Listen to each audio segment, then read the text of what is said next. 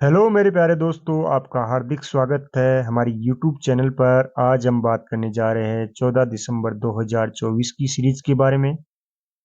इस सीरीज के अंदर आपसे हम 10 क्वेश्चंस को लेकर रूबरू होंगे। बड़े ही शानदार क्वेश्चन है जो आने वाले एग्जाम्स के अंदर पूछे जाएंगे। प्यारे दोस्तों, हमारा वीडियो आपको अच्छा लगे तो लाइक करें, सब्सक्राइब करें और शेयर करें। तो दोस्तों, करते हैं शुरुआत क्वेश्चन नंबर 1 से। हाल ही में अंतर्राष्ट्रीय सार्वभौमिक स्वास्थ्य कवरेज दिवस 2024 कब मनाया गया? तो ये 12 दिसंबर को मनाया गया।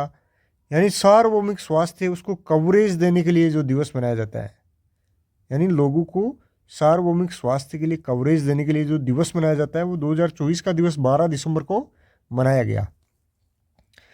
12 दिसंबर 2012 को संयुक्त राष्ट्र महासभा ने एक प्रस्ताव पारित किया जिसमें देशों से यूनिवर्सल हेल्थ कवरेज, सार्वभौमिक स्वास्थ्य कवरेज की दिशा में प्रगति में तेजी लाने का आग्रह किया गया। जो उनके सदस्य देश है उनसे कहा गया कि जो सार्वभौमिक स्वास्थ्य कवरेज है उसकी दिशा में आप तेजी लाओ, यानी लोगों की ज़्यादा से ज़्यादा स्वास्थ्य की केयर करो। 12 दिसंबर 2017 को संयुक्त राष्ट्र ने एक संकल्प द्वारा 12 दिसंबर को अंतर्राष्ट्रीय सार्वभौमिक स्वास्थ्य कवरेज दिवस के रूप में डिक्लेयर कर दिया, जो 2018 से मनाया जा रहा है। इसका उद्देश्य किसी को हर जगह गुणवत्तापूर्ण, किसी भी व्यक्ति को हर जगह गुणवत्तापूर्ण, किफ़ायती यानी सस्ती, सुलभ स्वास्थ्य सेवाओं तक पहुंच बनाए रखना या पहुंच होनी चाहिए। और इसी के लिए 12 दिसंबर को अंतर्राष्ट्रीय सार्वभौमिक स्वास्थ्य कवरेज दिवस मनाया जाता है। आगे हम बात करें क्वेश्चन नंबर 2 की। तो हाल ही में 10वीं विश्व आयुर्वेद कांग्रेस आरोग्य एक्सपो 2024 का उद्घाटन कहाँ हुआ? विश्व आयुर्वेद कांग्रेस और आरोग्य एक्सपो 2024, उसका उद्घाटन उत्तराखंड की राजधानी या उत्तराखंड के देहरादून में हुआ। सॉल्यूशन देखें तो 10वीं विश्व आयुर्वेद कांग्रेस एवं आरोग्य एक्सपो का उद्घाटन 12 दिसंबर 2024 को देहरादून में केंद्रीय आयुष राज्य मंत्री श्री प्रताप राव जाधव और उत्तराखंड के मुख्यमंत्री श्री पुष्कर धामी और आयुष मंत्रालय के सचिव वेद राजेश कोटेचा और विज्ञान भारती के अध्यक्ष डॉक्टर शेखर मांडे की गरिमामय उपस्थिति में किया गया। आगे हम बात करें क्वेश्चन नंबर 3 की। तो हाल ही में फीफा ने सऊदी अरब को किस वर्ष के पुरुष फुटबॉल विश्व कप की मेजबानी प्रदान कर दी? फीफा ने पुरुष फुटबॉल विश्व कप की मेजबानी सऊदी अरब को कौन से वर्ष के लिए दी है? तो वर्ष 2034 के लिए दी है। यानी 2034 का फीफा वर्ल्ड कप है, जो फीफा फुटबॉल वर्ल्ड कप, वो 2034 के अंदर सऊदी अरब के अंदर होने जा रहा है। सॉल्यूशन देखिए तो विश्व फुटबॉल नियामक संस्था फीफा ने सऊदी अरब को 25वें फीफा फुटबॉल पुरुष फुटबॉल विश्व कप की मेजबानी सौंपी है। 2034 फीफा पुरुष फुटबॉल विश्व कप की मेजबानी देने का फैसला 12 दिसंबर 2024 को स्विट्जरलैंड के जूरिक में आयोजित फीफा कांग्रेस में लिया गया। फीफा के सभी 211 सदस्यों ने वर्चुअल माध्यम से, यानी वीडियो कॉन्फ्रेंसिंग के माध्यम से इस असाधारण कांग्रेस समिति में भाग लिया। सऊदी अरब 2034 फीफा पुरुष विश्व कप की मेजबानी की दौड़ में एकमात्र देश था केवल। और 23वें फीफा पुरुष विश्व कप की मेजबानी 2026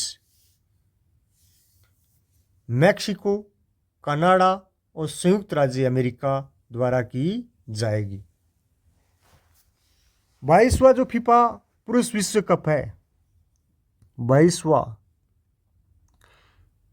ये 2022 के अंदर यूएई की राजधानी अबू धाबी के अंदर आयोजित हुआ।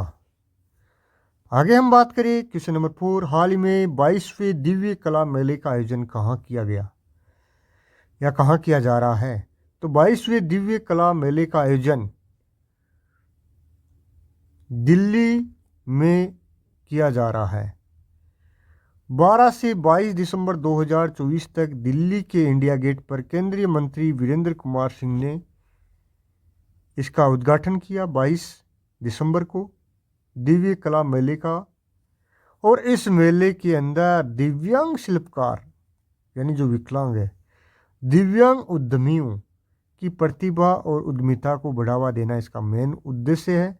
समापन जो कार्यक्रम है वो दिव्य कला शक्ति 22 दिसंबर 2024 को होगा, जिसकी थीम अक्षम से सक्षम थीम के तहत होगा।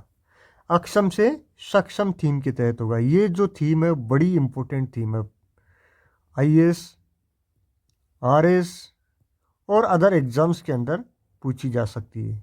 अक्षम से सक्षम थीम किस मेले के आयोजन में रखी गई थी? तो दिव्य कला मेले के आयोजन में रखी गई थी। कहाँ हुआ? दिल्ली के अंदर हुआ। कब हुआ? 12 से 22 दिसंबर 2024 के मध्य हो रहा है। आगे हम बात करें क्वेश्चन नंबर 5 की, तो हाल ही में भारतीय वाणिज्य उद्योग महासंघ फिक्की ने कहाँ हथकरघा प्रदर्शनी 2024 का आयोजन किया? हथकरघा प्रदर्शनी 2024 का आयोजन कहाँ किया गया? तो इसका आयोजन दुबई के अंदर हुआ। कहाँ हुआ? दुबई के अंदर। हाल ही में भारतीय वाणिज्य और उद्योग महासंघ फिक्की ने भारत के महावाणिज्य दूतावास के सहयोग से दुबई में हथकरघा प्रदर्शनी का आयोजन किया। मणिपुर हथकरघा हस्तशिल्प विकास निगम ने इसमें हाथ से बुने हुए शॉलों सहित उत्तम पारंपरिक वस्त्रों की प्रदर्शनी लगाई। आगे हम बात करें क्वेश्चन नंबर 6 की। रक्षा मंत्रालय ने 12 सुकोई 30 MKI, SU का मतलब होता है सुकोई 30 MKI विमानों की खरीद के लिए किस सार्वजनिक क्षेत्र के उपक्रम के साथ अनुबंध पर हस्ताक्षर किए? तो 12 सुकोई 30 MKI जो विमान है वो खरीदने के लिए रक्षा मंत्रालय है, उन्होंने हिंदुस्तान एरोनॉटिक्स लिमिटेड के साथ क्या किया है? अनुबंध किया है।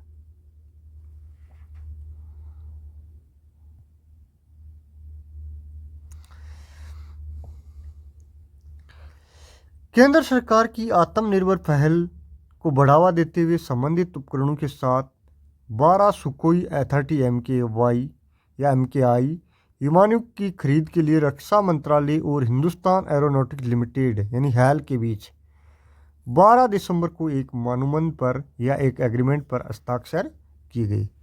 रक्षा मंत्रालय और हैल हिंदुस्तान एरोनॉटिक्स लिमिटेड के बीच में 12 दिसंबर को हस्ताक्षर हुए। किसकी खरीद को लेकर? 12 सुकोई 30 MKI विमानों की खरीद को लेकर हुए हैं। आगे हम बात करें क्वेश्चन नंबर 7 की।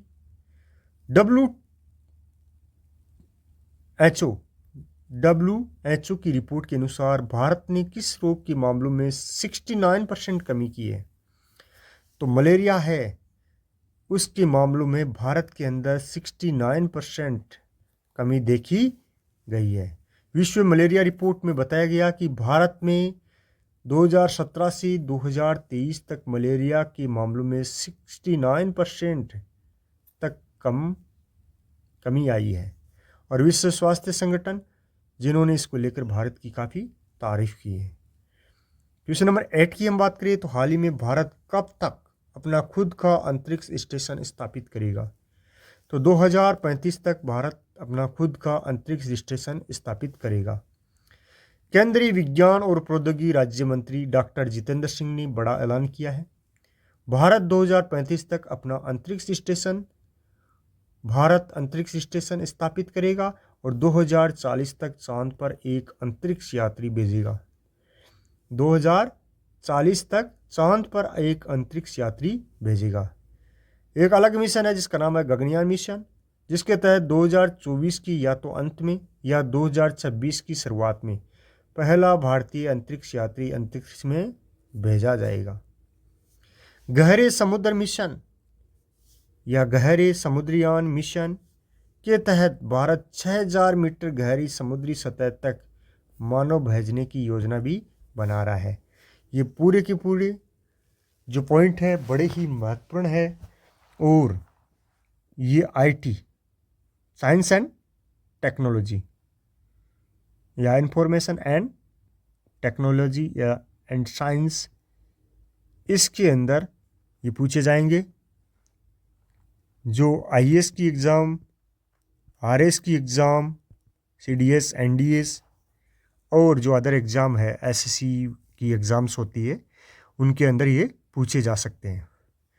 आगे हम बात करें क्वेश्चन नंबर 9 की, तो हाल ही में किसने new Bharat Modi vision and development यानी नया भारत मोदी दृष्टि और विकास नामक पुस्तक किसने लिखी?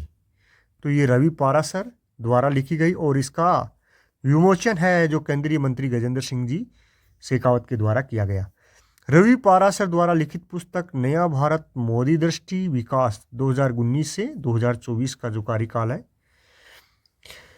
उसके बारे में लिखी गई है। 11 दिसंबर 2024 को इसका लोकार्पण हुआ। पुस्तक लोकार्पण में मुख्य अतिथि के रूप में केंद्रीय संस्कृति एंड पर्यटन मंत्री गजेंद्र सिंह शेखावत उपस्थित रहे।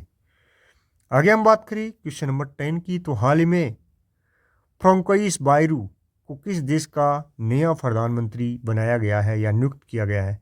तो ये फ्रांस का नया प्रधानमंत्री बने हैं कौन?